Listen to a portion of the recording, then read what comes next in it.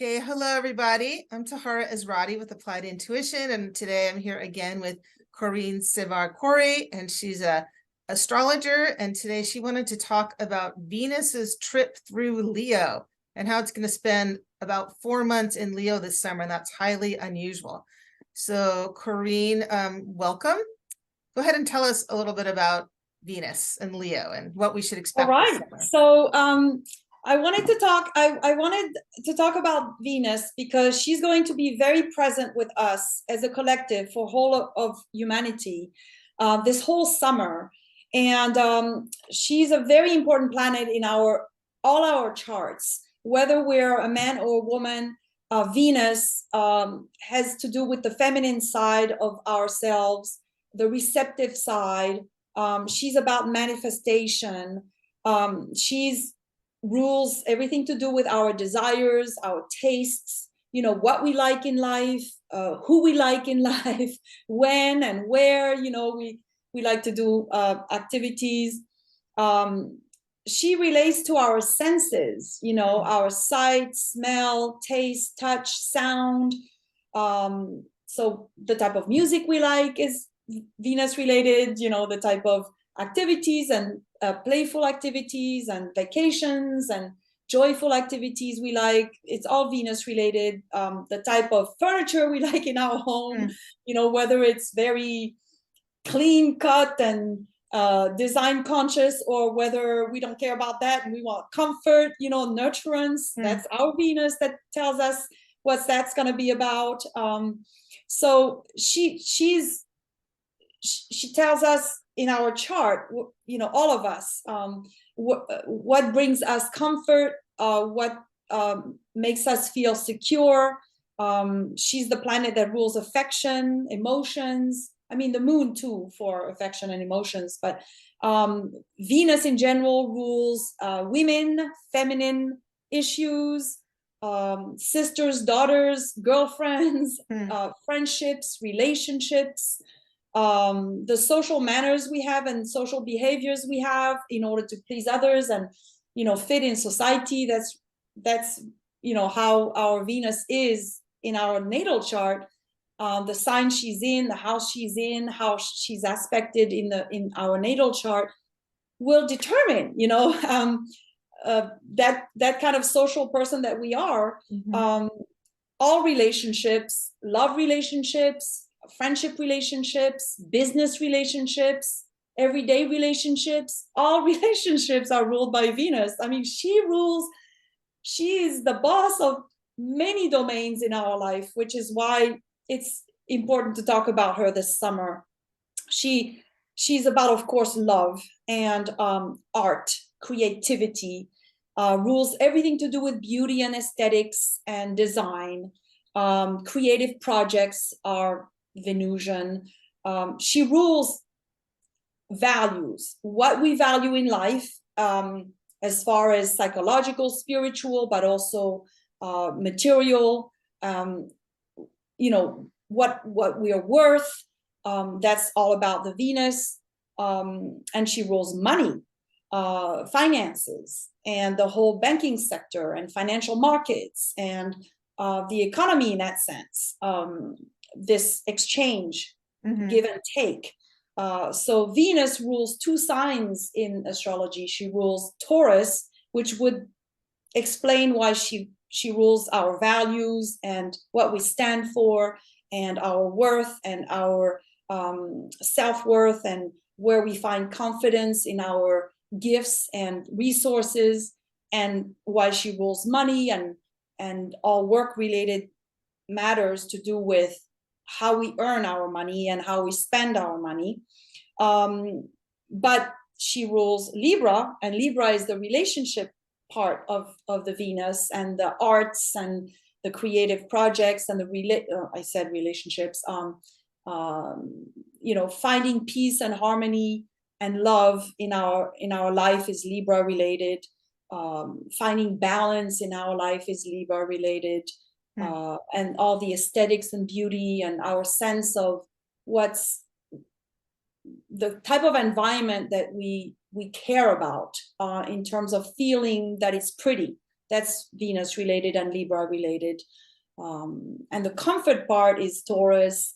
So she covers many domains in life. And I wanted to bring the topic to Venus, this podcast, because I wanted to explain why it's going to be relevant this summer in particular. And that is because normally Venus goes around the sun. Her orbit is 1 year, roughly. Mm-hmm. And so more or less she spends 1 month per sign. And so as you can see, if she not this summer, she will slow down and go station retrograde, and then slow down again and go station direct, and then finally exit the sign of Leo. She's going to be stationing in Leo this summer. And she's been in Leo since June 5th, 2023, and will be in Leo until October 7th, 8th of 2023.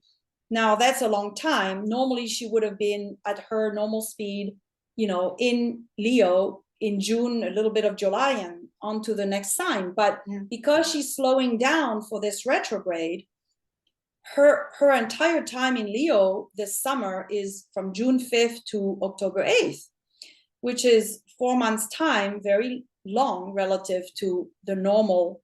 And Venus goes station retrograde only every 19 months or every year and a half. To compare with other planets, we have Sun, Moon, and then we have Mercury, which stations retrograde and direct 3 times a year. So Mercury does that shorter retrograde period 3 times a year, but and Mars does it every 26 months or every 2 years. But Venus, she does that every year and a half, roughly. So it's actually not that common to have a Venus retrograde in general, right? It's not like you said with Mercury. My husband always says, "Is it that it's doing it again?" Like he can't believe how often it's happening. But with Venus, we should pay attention because it doesn't happen, all that often. Exactly. So because she's stationing only, I think 7% of the time, and Mars is 9% of the time, and then Mercury is much higher. It does matter a lot when Venus stations retrograde and direct. Now, the whole period of the retrograde she will retrograde July 22nd and go back direct September 3rd. Okay, so people should make a little note in their calendar. July 22nd and September 3rd. July 22nd is when she stations retrograde at 28 Leo. Okay. And September 3rd is when she stations direct at 12 Leo. But she will cross that 12 Leo point June 19th, which is in 2 days' time. We are June 17th today. In a couple of days, she crosses that line where she will have in the future station direct. So the whole period of retrograde, the energy of the retrograde really starts June 19th and really ends October 7th, which is when she will cross the 28 Leo point. I have a question about that. Yes. So those shadow periods on either end where you're coming into it and going out, how much effect does the planet have during those periods? Like, is it 50% of what you expect during the she's slowing down. She's slowing down constantly, right? Which is why she's with us in Leo for 4 months as opposed to just 1. This summer, spending the whole summer from beginning of June to beginning of October.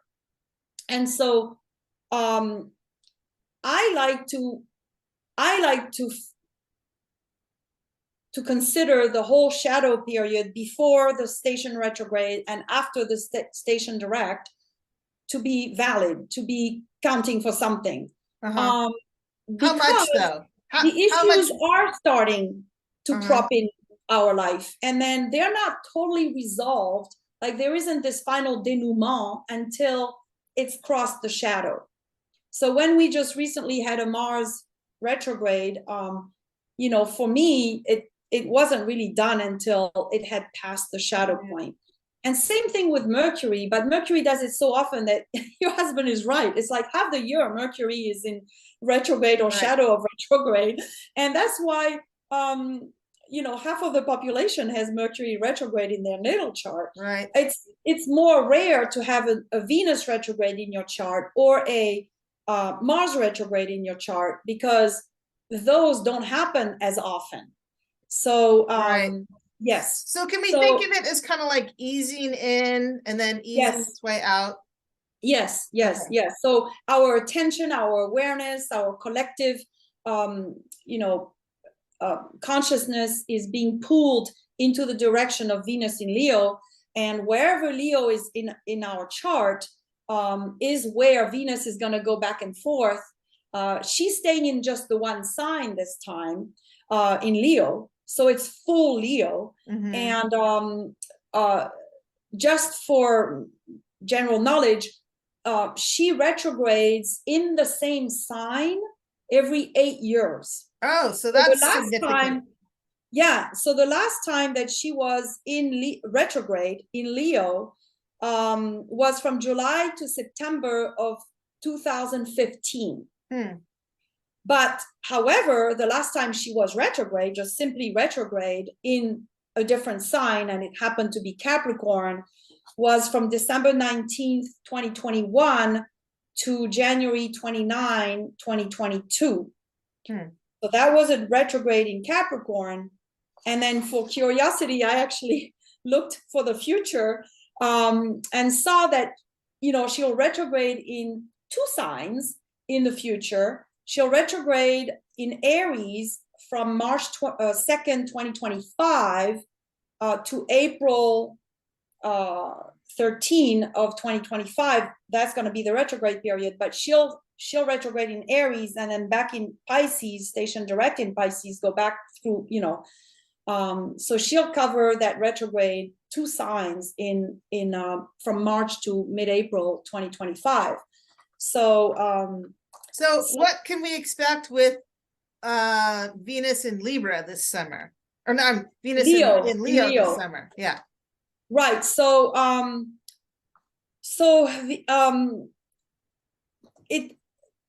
So did you want me to show the chart real quick? Sure. Yeah, go ahead, show the chart. Yeah. And so this chart is for soon. It's the chart for the solstice, June 21st, from my point of view, from where I live in Northeast Florida. So here we have Venus. She's in Leo, and it'll happen to be that, around the solstice, we're having Moon in Leo as well, conjunct Mars in Leo. But just for reference, Mars is entered Leo May 21st and will move into the next sign of Virgo July 11th. So this Mars right here in Leo is only in Leo, just entered May 21st until July 11th. Venus is going to be in Leo again, entered Leo June 5th, and will be in Leo until October 7th. So a much, much longer time, while the other planets are moving on at their regular speed, and Mars will just be moving on to the next sign mid-July, and end of August will be moving to Libra, and then mid-October moving to Scorpio. So, at their regular speed. I have a question about that, because I noticed oftentimes, including in my own chart, but pretty much like my husband's, my son's, other people I've looked at, the Mars and Venus are pretty close together in a chart. So as Mars and Venus, I mean, I know that's not always that way, but it seems like it's not always that way. No? No. So my question is, maybe this is off topic, but does it matter that Mars and Venus will be farther separated more? Does that make a difference? Well, yeah, it makes a huge difference. If you have Mars and Venus in the same sign, that's a high concentration of your own energy, vital energy in one sign. So the Venus is the feminine, the Mars is the masculine. The Mars is action and creation and going after, the desires which are spelled by Venus. Mm-hmm. So if you have Mars and Venus both in the same sign, then that makes it perhaps more easy for you to find the right way to act and go out there in the world to go get what will satisfy you and make you happy, Venus, right? But Mars can be square Venus, and that would be friction and tension and struggle between the actions and what we do and what our true authentic desires are. And what brings us pleasure might be in conflict with, let's say, the nature of our work, Mars.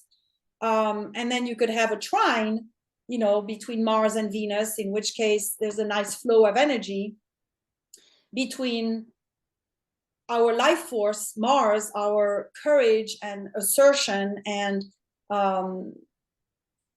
desires to move forward, and motion and action is in nice harmony with our Venus, which would be about how we want to relate and what makes us happy in life in terms of our senses, right, that we talked about earlier. Okay, so that was a little aside. Sorry about that. I just so basically right now around the solstice we're having a high dose of Leo. So I think that's why I wanted to consider the whole period to be we're already in this Venus in Leo energy. Plus she entered the Leo sign in June 5th, but the shadow starts June 19th, and we're in this high dose of Leo right now with 3 planets in Leo around the solstice. That is the beginning of the summer, or the entryway to the next season. Yeah. So I'll stop the share so we can focus on so what this is all going to be about, right? So Leo, I was looking forward to this. I am looking forward to this summer and this Venus in Leo period of time, because Leo is a fire sign. It's a fixed fire sign, but it's warm, it's passionate, it's energetic, it's creative, it's driven by the heart. It's a sign that it's ruled by, the Leo sign is ruled by the sun. So it expresses light energy, outward, is very charismatic and likes to shine.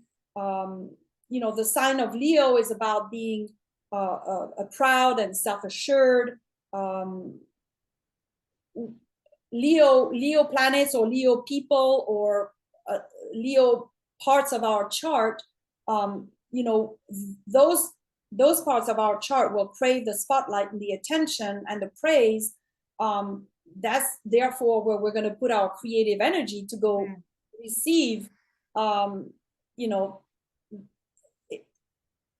Leo sign is very generous and loving. It's warm. It's magnetic. It's just bright energy overall. So it's all about entertainment and joy, and the word that really came out strongly to me for about this summer is like, find ways to introduce joy, to feel moments of joy, to basically focus on creating joy in your life this summer. The Leo sign rules leisure and holidays and entertainment and children, and so it's the playful aspect of life. Well, that will be a good antidote to the 3 years plus that we've all endured of the pandemic and things being not as lighthearted. Or I was really like, it's going to take perhaps work for the collective, for the people to create this increase amount of light in their life, but that's really what we ought to be doing. Good. Venus retrograde is about reassessing and examining, and the main word that I had for it was a reflection. You know, we need to reflect on everything that she's about, relationships. So you know, what are the qualities, for example, that we seek in a partner? What relationships are no longer serving our highest good?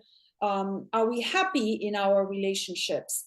And again, friendships, love relationships, partnership, business partnerships, all kinds of relationships that we could just, you know, Venus in Leo retrograde is going to ask us to take a look back and assess what it's brought us so far, and is it what we want? And about the, you know, Venus in Leo, which is all about fun, you know, joy and fun and light and being spontaneous and lively and candid. So it's like we're gonna want to ask ourselves questions. What are we passionate about?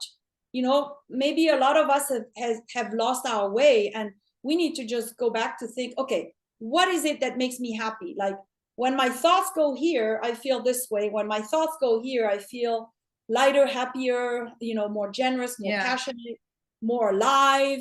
Okay, let's focus there, you know? I think that's important, because I think a lot of people during the pandemic got in this funk where they just got used to staying home. They got used to not doing very much. Even still in Santa Barbara, you know, different festivals and things, they're back, but it's all downscaled. Everything is about in my estimation, about a third to a half of the amount of energy that it used to have. Right. And so that kind of, it has a certain kind of like, everything's dampened down. So this Venus in Leo, like setting a little more fire, and it's going to inject energy, fireworks, you know, like it's going to bring the negative is drama. So that'd be too much drama is not a good thing, but it's going to bring, you know, a lot of, I mean, it's just going to push us to just embark on creative projects and just, you know, more spark, more joy, more energy, you know, with Venus in Leo, you know, she's just big, you know, a big entry, a big exit. It's all about play, you know. The Leo sign rules in the generic wheel of the zodiac the 5th house of children, romantic relationships, and leisure and play and rest in that sense, but playful rest, you know. And so like Venus leisure. in Leo is going Venus in Leo. I said like leisure, play in the sense of leisure time. Yes. And so Venus in Leo can help us get creative about how do we go about finding different ways of being happy, you know, and different style of vacation and different style of entertainment, and you know, perhaps taste new music and taste new, like go to an event that in the past we might have never been having the courage to attend. Right. You know, it's about being bold and courageous with the Leo energy, fire fixed, you know, well assured energy. So now again, with Venus being retrograde, we could be reorganizing and reassessing and, you know, really examining and deciding like our criteria for beauty and aesthetics and design, you know, can be reviewed. It's really about the rebirth of all that we talked about earlier about what Venus is about. You know, relationships, social manners, the feminine, the desires, comfort, affection, values, money. Right. And so the retrograde, because for a second my brain went like, oh, retrograde, that's going to mean less energy. But then I went like, no, because that's Leo and that's just going to be what it's going to be. It's just the Venus part that's Yeah. retrograding. So those Venus Yeah. attributes Yeah. are the ones that we're reflecting on, Yes. rethinking, Yes. revisiting. Yes. So for Yeah. example, to do with, what can boost our self-worth? What can boost our confidence? Like think about it and engage there, finding it's all about this summer, finding confidence to express ourselves out there, because Mhm. Leo is a sign that wants to shine on the stage, Right. It's not about staying in the cave. It's the Right. opposite. Good. It seeks the light. It seeks the limelight. And so to do with Venus ruling money and finances, it's about, well, okay, what are our priorities? Like, where do we want to spend the money? And our spending habits can be re-examined, and our financial issues that we may have, and insecurities to do with money, and what is motivating us to make money? Like, we make money for what reason? Like, to bring us what? Those are Venus desires. Or make money, like, how do we want to spend our money, right? So as far as values are concerned, what are our core values? What do we really care about? And I'm thinking about Venus being the feminine and women, and themes that are related to women in general, and women's power and empowerment and freedom. And so it could be that at the societal level, there could be some issues related to the feminine that may come back on the table to be looked at again, and redefined. And so what are our core values? And, we all have limited time. So what do we prioritize, right? That'll show. And Venus in Leo, in where the Leo is in our chart, will put the energy there. And I'll say, that's where you have to prioritize, what you have to prioritize. In my case, it's the 5th house. So it's because I have a generic wheel, because I was born with Aries rising, early Aries rising, and in the tropics. So my wheel is like almost the generic astrological wheel. So, and that's all about, well, my children, my boys, and family, and finding joy, finding contentment, and perhaps taking some vacation or time out, and reassessing what it is that I like to do for entertainment, and all the 5th house issues. But it's also relationships, reassessing my relationships, friendship relationships, and love relationship. The 7th house is the marriage house, the commitment house, but the 5th house is introducing play, introducing lightness into the relationship that you have. Being more spontaneous and playful with creating more romance in the marriage, if you're married. Now, about relationships, Venus retrograde, during the Venus retrograde period, so from July 22nd to September 3rd, I'm just going to make sure I say it right. Yes. That's when it's really retrograde, and it will station direct September 3rd. During that period of time is not ideal to get married unless we have Venus retrograde in our life, in our chart. But both partners would have to have it in order to be in harmony with, in the same vibration with that, that what about getting remarried? Perfect. So getting remarried, reconnecting with old relationships of all kinds it can bring really good results. So for example, somebody's looking for financing, money, right? Going back to connect with all the old people the network of people that we've created in one's life previously, and tapping that network of people that we already know from before, the Venus retrograde, from before June 5th.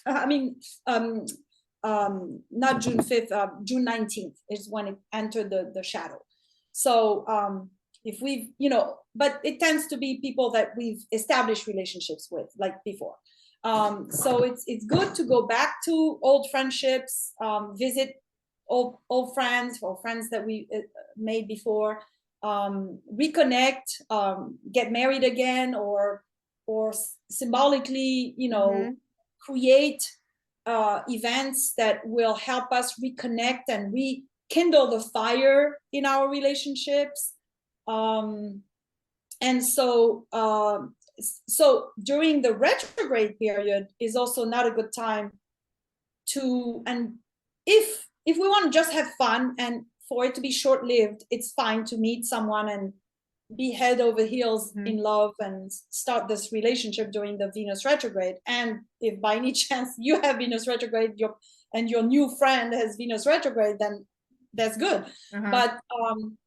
But if you're looking for long-term relationships, something, something committed, something serious, more like Capricornish, in nature, Saturnish, meeting someone for the first time, meeting someone during the Venus retrograde period will most likely not lead to that relationship ending up long-term, or it'll just lead to issues. It seems like though it could be a good time to date people, especially if you haven't dated in a while, like just to get back in there and figure out what you do value, who you like, who you don't like, what works, like you're kind of checking things out again. That it seems like that would be a good way, because you're evaluating your, what works for you. Exactly. And that's exactly the right thing to do. Yeah. Exactly. It's a time to explore. During the Venus retrograde. It's a time to explore, and then explore in order to restore the Venus, the love, the spark, the energy, the excitement, the beauty. So would you say that for everything, like it's a good time to explore different things, try different things out, see what you like, see what feels good, see what you're drawn to, see what you don't like, kind of resetting our sense of what feels good to us? Exactly. Okay, so that's a good project for the summer, right? Just like go for it. It's the project for the summer. Yeah. You nailed it on the head. Yeah, no, it's absolutely, it's a huge healing. Venus in Leo is about healing the heart as well. That would be good. I think that there's so many people, I would include myself in that too, who, relationships broke apart during the pandemic, things got strained.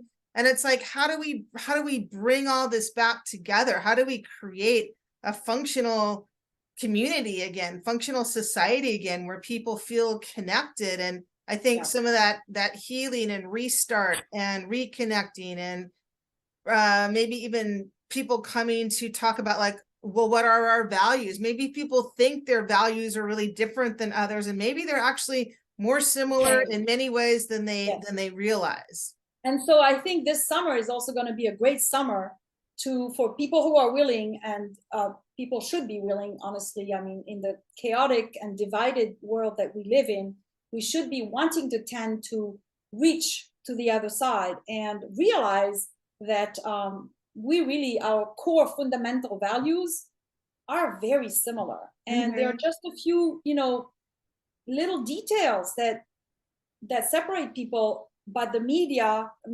blows up those details out of a huge proportion.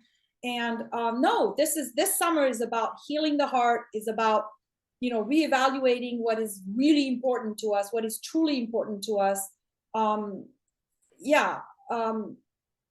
It's all about what is speaking to our heart, what is speaking to our heart. And our views, depending on where in the chart Leo is, which is where Venus is going to spend a lot of time there, 4 months and more, because the house might be wider than just those degrees, from 12 to 28 degrees of Leo, might actually be also saddling a couple of houses in astrology in your own chart. So there might be 2 domains of life that are going to be passed by Venus in Leo this summer, or a big emphasis in one house, which is where Leo is. Which is where you have 12 degrees to 28 degrees of Leo. Mm-hmm. And so our views in those domains of life are shifting and transforming, to do with Venus themes. And yeah, so that area of the chart is where the transformation is going to be highlighted, and for each and every one of us, it's different. And a lot of people who will have, well, depending on where, in the sign of Leo, but if they have, their sun or moon or Venus, Mars, or Mercury, or the ascendant, midheaven, the important points in our chart, anywhere between 12 Leo and 28 Leo, or the signs that are square or opposed to Leo, then Venus will be making a clear passage, opposed or square, bringing up the thematic of having to review. And then if she is going to be trining or sextiling, which are harmonious, will be harmonious connections to important points in your chart, then she'll be supportive of those shifts and reviews and reflections. So people should figure out where they have Venus in their chart, so they know, how it's going to be aspecting it. Yeah. And they could book a astrology reading with you to do that. Yes, that would be lovely. Yeah. It certainly will be a great guide. Yeah. To help people. And do you have anything else that you want to, kind of end with? No. It's for the world in general. It's for us to gain deeper and greater awareness, and to give us a chance to reflect on the fact that all this chaos and all that division, which is everywhere in the world, not just in the United States, is not something that we human beings really desire, and we need to do something about that. And this Venus in Leo is going to be bringing quite a bit of healing, because she'll be bringing a lot of love and light and harmony and peace. I love that. People realize they want peace. Right. They don't want war. And our politicians and our big institutions and organizations are creating this world we are not aligned with. Right. And more people are going to step up to the plate in realization, in becoming aware that they perhaps have a voice that they need to express, that they could do something about it at the micro level. We don't have to, run for president. Fix the world. If we create peace and harmony in our very small world, that just, it's that butterfly effect, right? Right. It'll just affect everything else. So we this summer is about the whole collective becoming more and more aware that we have power as individuals, and it's up to us to bring the light in every aspect of our life, with everyone we meet in our life. Right.